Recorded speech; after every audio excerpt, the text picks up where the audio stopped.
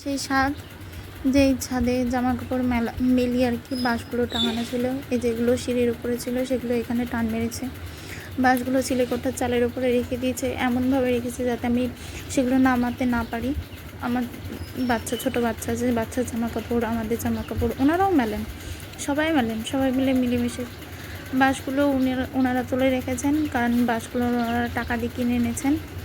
তার জন্য এই যে এখানে এক সাইডে রাখা ছিল, বাধ্য হয়ে জামা কাপড়, ভিজা জামা কাপড় আমাকে রেলিংয়ের উপরে মেলতে হয়েছে সব। এই যে এই সিঁড়ির উপরে যে বস্তাগুলো দেখছেন সব ওনাদেরই বস্তা, সব কিছু ওনাদেরই রয়েছে।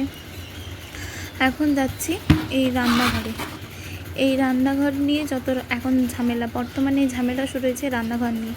এই যে ওপরে যে প্রথমে যে গ্যাসটা, যেটাতে গামলা বসানো আছে, গ্যাসটা আমার, পাশে গ্যাসটা ওনার। আর এই যে 3 থাকটা এটা আমার, আর ভিতরে ওই যে গ্যাস টেবিলের নিচে ভিতরে যে সিলিন্ডারটা থোয়া আছে ওটা আমার, আর ওই উপরে তাকে যে বাসনপত্রগুলো রয়েছে ওইগুলো আমার। এই 3টে জিনিস আমার রয়েছে। বাদ বাকি যা কিছু রয়েছে, এই যে যাবতীয়, এই যে এখানে যেগুলো দেখছেন এগুলো সব কিন্তু ওনাদের। আর আমার খালি এই 3টে জিনিসের জন্যে, আর আমি রান্না করি, এর জন্যে ওদের যত সমস্যা। তো এবার বলুন, ওনারাই বলুন।